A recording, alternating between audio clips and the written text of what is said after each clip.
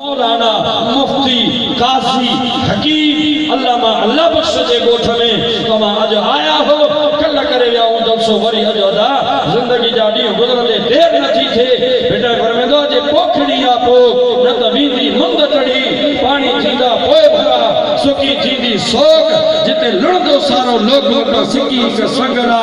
अचो मिलाद में गड वेही पंजरा के संग गड करे वठो जो सुभान अल्लाह नारे तकबीर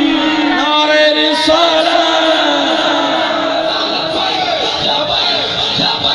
या रसूल अल्लाह लब्बैक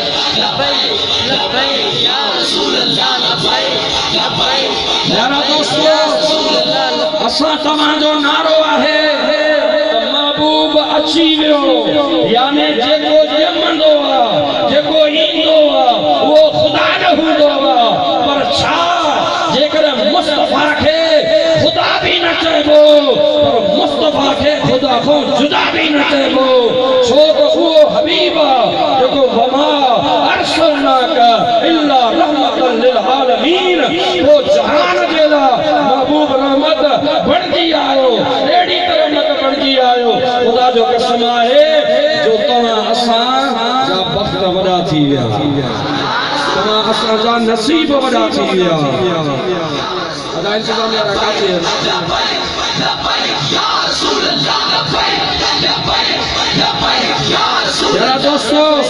तवा के खबर आहे हिन टाइम तमाम जेके बदमज़हब आहे तमाम जेके मगरबी मुल्क आहे तमाम जे फ्रांस वाले सदर कुत्ते मुझे मुस्तफा जी ज़ात बरकात जा फाका ठाण जो ऐलान कयो असां आज हथ मथे करे तव्हां का हिक करार वठंदुस वो कलमे पढ़ण वारो तव्हां इन फ्रांस जे सदर ते हथ मथे करे लानत मोकिलियो फ्रांस में उनजे हुकूमत ते उनजे सदर ते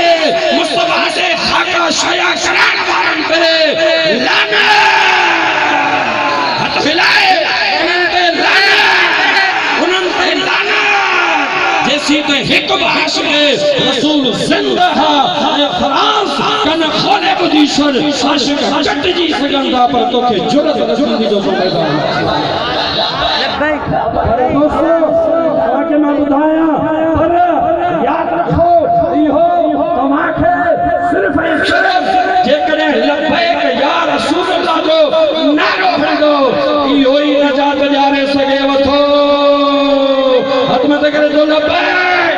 लब्बैक लब्बैक लब्बैक लब्बैक लब्बैक या बिना देर